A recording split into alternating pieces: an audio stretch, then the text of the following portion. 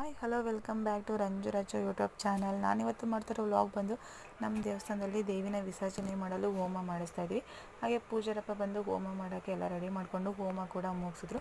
ನಂತರ ನಾವು ಪ್ರಸಾದ ಮಾಡ್ಕೋತಾ ಇದ್ವಿ. ಸಿಹಿಯನ್ನು ಮಾಡಿ ಏಕೆ ಜನಗಳು ಬರ್ತಾರಲ್ಲ ಅವ್ರಿಗೆಲ್ಲ ಕೊಡೋದಕ್ಕೆ ಅಂತ ಪ್ರಸಾದ ಕೂಡ ರೆಡಿ ಮಾಡಿದ್ವಿ.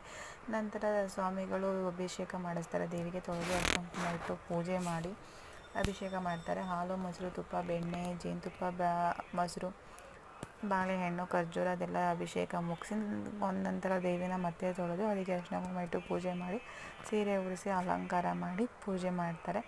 ನಂತರ ಪೂಜಾರಪ್ಪ ದೇವಿನ ತೆಗೆದು ವಿಸರ್ಜನೆ ಮಾಡೋದಕ್ಕೆ ರೆಡಿ ಮಾಡ್ಕೋತಾರೆ. ನಾವು ಕೂಡ ಎಲ್ಲ ರೆಡಿ ಮಾಡಿ ದೇವಿನ ವಿಸರ್ಜನೆ ಮಾಡಲು ರಾಗಿ ಮತ್ತು ಧಾನ್ಯಗಳಿಂದ ದೇವಿನ ಮುಚ್ಚಿಡ್ತಾರೆ.